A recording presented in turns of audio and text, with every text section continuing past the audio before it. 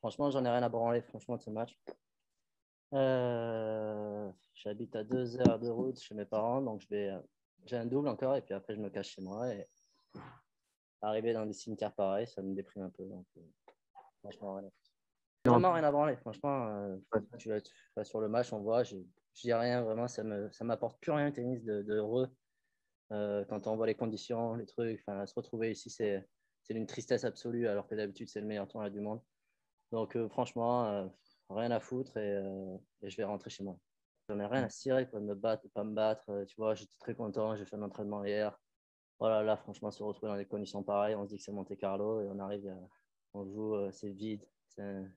Une ambiance d'une tristesse rarement vue.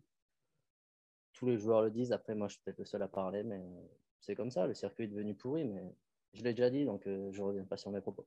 J'en ai rien à cirer, quoi. Je veux dire, vraiment, ça me passe, mais à des années-lumière, quoi. Enfin, gagner ou perdre dans des conditions pareilles, franchement, je m'en fous. J'ai plus d'étincelle, de toute façon, c'est comme ça, c'est pas très grave. Honnêtement, je suis juste bien sûr malheureux quand je suis sur le court, mais comme je te dis, j'en ai vraiment rien à cirer de gagner, de perdre. Ça me, Vraiment, ça me passe au-dessus de la tête, tu vois, je perds, tant mieux, je rentre chez moi, je gagne, je me dis qu'il y a 2 jours de plus, et puis après, je perds. Donc, franchement, vraiment rien à cirer, quoi. J'ai pris 12 000 balles, hein. Alors, vous allez encore dire, il parle beaucoup d'argent, mais j'ai pris 12 000 euros pour être à l'hôtel tranquille. Après, je rentre chez moi. Franchement, c'est parfait, quoi. Magie à retrouver, j'ai rien à retrouver. Franchement, on fout.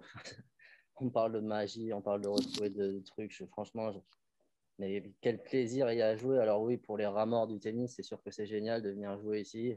Voilà, c'est comme s'ils s'entraînaient, donc parfait. Mais à un moment donné, si tu as connu un petit peu le circuit et si tu connais un petit peu Monte-Carlo et que tu arrives et que tu vois commencer, franchement, ça donne envie de te jeter, quoi.